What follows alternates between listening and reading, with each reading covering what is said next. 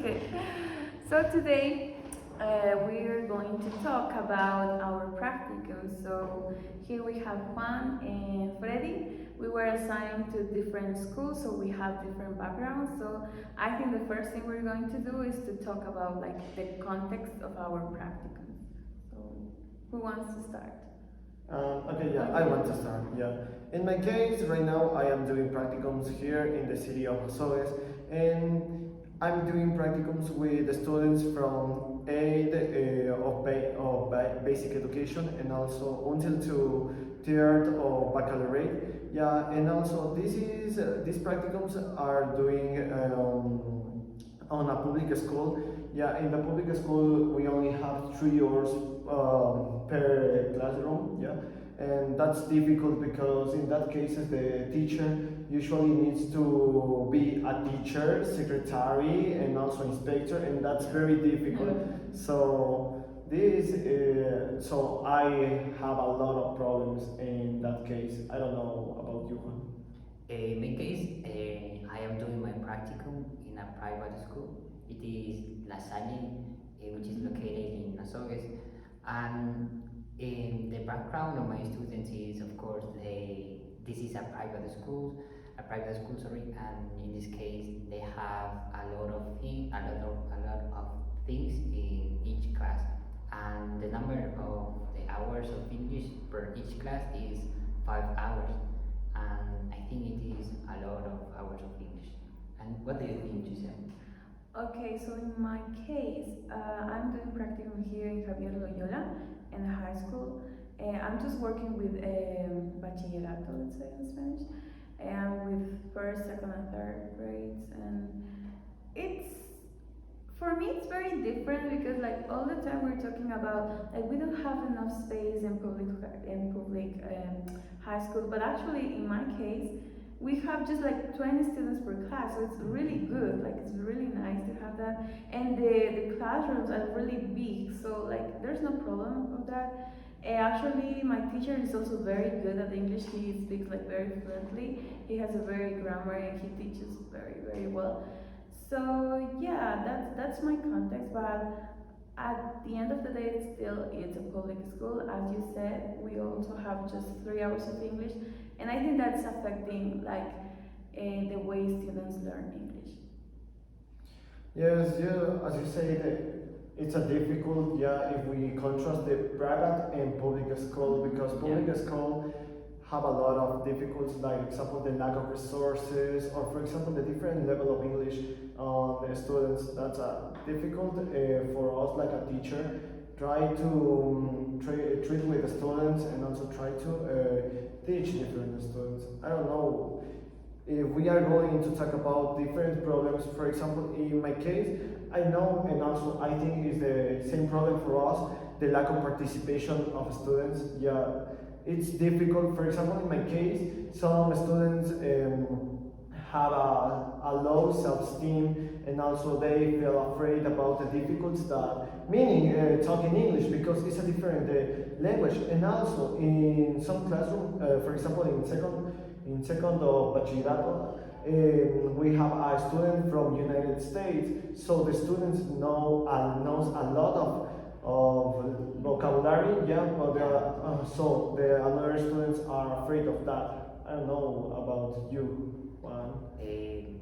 You know that I am doing my practicum in a private school. It means that, of course, I have the problem, which is the lack of class participation. But in this case, is due to the age of my students. The age of them are from 4 years old to 7 years old. And I think that due to that problem, due to that fact, they don't pay attention to the class because at that moment they are learning how to write in Spanish. And you can imagine how is my problem when I am teaching English and they need to write short words in English, and for them it's extremely difficult.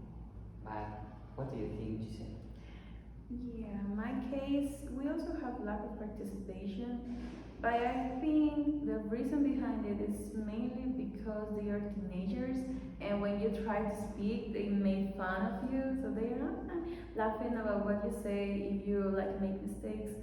so they just like stay silent. They do not say anything. So yeah, I think, for example, if we apply a lot of games, not all the time like applying games in the class, it could be a good strategy, because like you involve like your students in a whole group, like to cooperate with each other. For example, last week, or I think it was this week, we have this like game called ensalada de frutas. I don't know the name. Yeah, fruit salad. Yeah, so they need to run, and I was talking in English all the time, and they could understand. They were like having fun. So I think that kind of things actually works, but maybe you have another point, or Oh yeah, I absolutely agree in some cases, because in the case of teenagers it's something difficult, because in some cases you don't have the participation of the all the students, but in another you can talk and treat with the students without difficulty. The gamification in my case, I think it's better if you use like a warm up, because the teenagers usually tend to be bored about games, and also tend to be or tend to talk with their classmates, and didn't respect you in some cases. So that's very difficult. In your case, I don't know, Juan Diego, in your case, how is that treated with the kids? The gamification. For me, the gamification is a good strategy. In my case, I am using some games in order to catch the attention of my students, and then they are going to participate during the class. For example, I am using a game which is the teacher wants. For example, I can say, oh, the teacher wants a pencil case, and my students are going to look at for a pencil case, and they can say, for example, teacher, I have this pencil case, and I can say, that's okay, perfect. Or another thing could be a book. The teacher wants a book, and a kid can say, teacher, I have this book, and in this way they are relate or link their previous knowledge to the new knowledge which is in English, and for me it's a good strategy. But what do you think, Giselle? Yeah, as you said, I agree with you that it can work, but it also cannot work sometimes. Yeah. For example, as I said before, I was doing this game, and we have this kind of punishment if you like fail or you lose. And I remember one student lost, and she was like, "You need to do this punishment." I told her, and she was like, "No, because I'm shamed, right? Not shamed, but yeah." She was like, "I don't want to do this in front of my classmates." So like the whole fun we were having that time just stopped there, because she didn't want to continue. And yeah, so that's my point. And yeah, what else? Yes, in my case, we want to try the solution with teenagers. For example, the teacher did I don't know, talent show, yeah, with the students. For example, they need to sing, and also the textbook always have music and also different lyrics to the students learn. And in the case of the teacher, the teacher first sing to the students know how to pronounce the pronunciation of the words, and also the students make groups, and then they need to sing in front of the different classmates. Yeah, but it's kind of difficult because some students feel afraid, as said before. Yeah, I can see your point, but in my case, because of the age of my students, we know they are children, and sometimes they feel much better when they can sing short phrases in English. For example, the family members, a mother, father, or sister, and in this way they can sing. For example, she is my mother, he is my father, and in this case they can sing, but not all the time. And what do you think, Giselle? Yeah, in this part, I think that maybe we just like see like further than that. For example, there are some, in my case, for example, as a student, I enjoy music, and as a teacher, I enjoy using music in my classes as well. But there are some students who just don't like music or they're like kind of ashamed of like singing. So we can like mix these activities with other activities that our kids or teenagers may enjoy, for example, sports or cooking classes or anything extracurricular that makes English fun for them. Like they have like a purpose to do it. So yeah, and this also having these kind of things like making our classes interesting, yeah, interesting. It also can like help us solving this other problem that we have now, that is the use of cell phones. That in every single classes when we are having these boring classes, we see our students just using their cell phone. That's something I saw in my practicum, and it's something that is not good because it distracts them, it distracts the teacher and everyone in the class. Yeah, I see your point of view because since the COVID-19 virus, yeah, the use of the technology like cell phones and also the translator, yeah, it's a problem and difficult for us like a teachers because the students always want to play video games or also watch different videos and they didn't pay attention to the class and different topics. Or for example, if you put a task, yeah, the students usually use the translator to do the task. And we know, as the case of us, like teachers, yeah, we know the translation.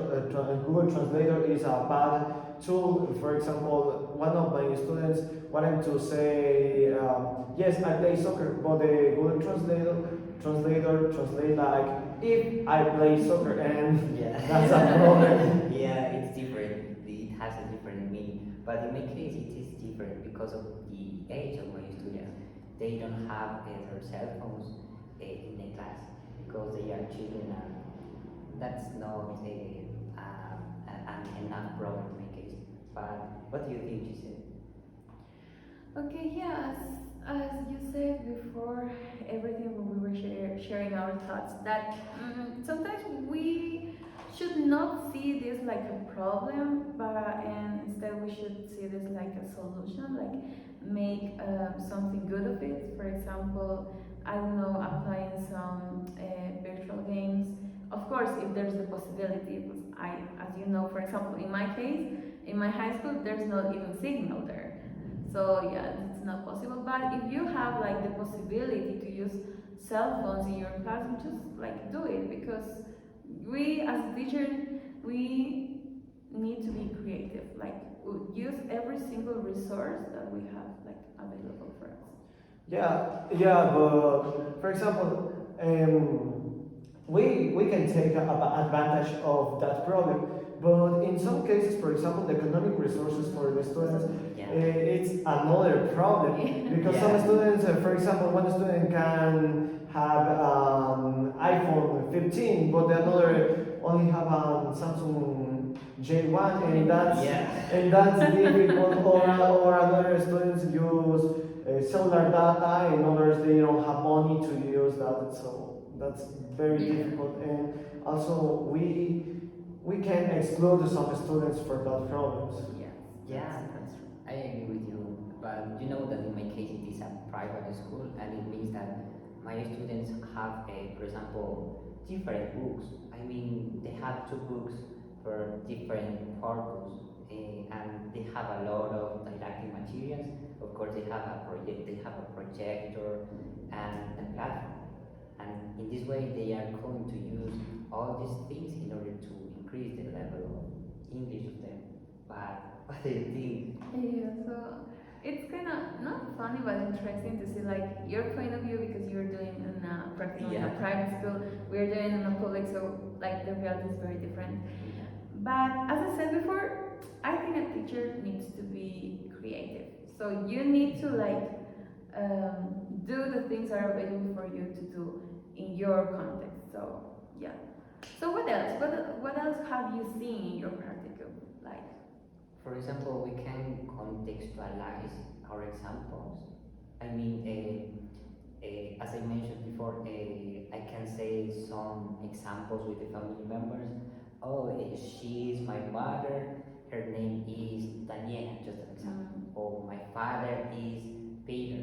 In this way, we can contextualize. But what do you think about it? Like, you mean like using our real lives in order to teach English? Yeah, Yeah, I think that's a good resource. For example, to teach a simple class, you can say a story. For example, last week I went to blah blah blah. So that's a good thing to do. It works. It works for me.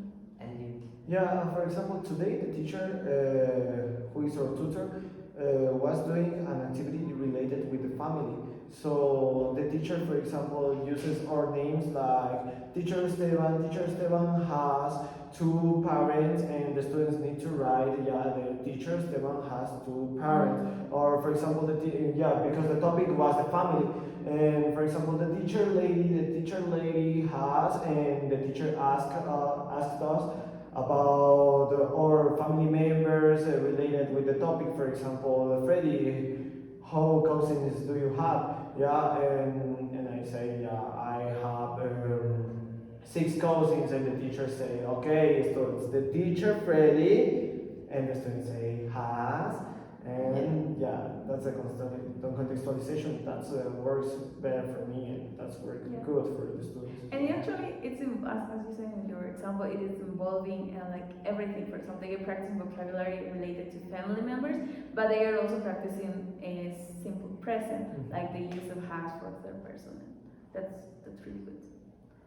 now another important thing in my case is before the teacher starts the class. In this case, our teacher can say, for example, oh, right now we need to remember some rules in order to start our class.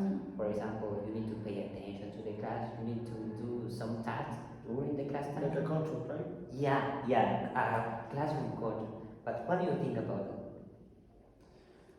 I think it's a good solution. For example, in some cases, the students, the lack of participation, the lack of attention, it's a problem. And the students, in some cases, for example, if I take the cell phone, the student can say no because it's my cell phone. You don't do that. But if I put a contract, they know, for example, they can use the cell phone during the class, and in that case, they can I don't know how they say reject that option, and also they know the consequences that use the cell phone during the class have. Yeah, and you just say, Yeah, and I think it's gonna keep like your classes organized because Yeah. that's something we need to understand, need to do. For example, having an organized class is gonna work because it like helps students to respect you as a teacher, and like helps the teacher to respect students as well because they know what is time, as I said, like let's say like that, and they know what to expect. from Yeah, them. they also give some responsibilities Yes. for the students, and Yeah. that's good. Yeah, because we are preparing them for like the real world. Like you have responsibilities as a human Yeah. being in this world. So yeah. That's So okay. I don't know. no, I don't know, Anything but else like to close this? something like your opinion. What are your feelings during your practice? Yeah, like a general view. Yeah, Yeah, okay, like a little summary. We talk about different solutions for every problem that we have during our practicums, and also I think it's good for us talk about those difficulties because we can try to find a solution, and also we have a space to interact between us, and also try to find some possible solutions or talk about different methods or strategies to implement for every student. And for me, that's cool. yeah, I agree with you. Okay, so for me, like my summary is first of all, this space is really cool because Yeah. I have like a general view of like a private school, a public school, Yeah. different schools in general. And also during my practicum, I've learned that sometimes the teachers apply some things that for us they do not work, but we can think something to improve those like activities they want to do, they want to try. So yeah, it's like doing this practicum has helped me to improve in a lot of ways, and also like it has made me think about we also need to be evolving. Like we also, as a teacher, we also need to be improving. We need to be creative because we don't know in the future in what aspect, in what space we're going to work. So how to like the general thoughts, like sharing, like with you, like with all our other classmates, help us to like Yeah. develop this professional, I don't know, like acting or something like that. Yeah, I agree with you. We have a lot of problems during our practical time, but we need to remember that our students are human beings, and Yes, of course, we of are course. human beings. They are going to make many mistakes, but we need to focus on our purpose as a professional life. And we know that we can do it, and we need to go for it. Yeah, That's as finally the theoretical is different in practicum. So Yes. in, Yeah. in our cases, we know that everyone suffer different problems, and also we can learn from different solutions that everyone is trying to apply Yeah. in their students. So that's cool. That's it. Yeah. Yeah, thank you guys. Thank you.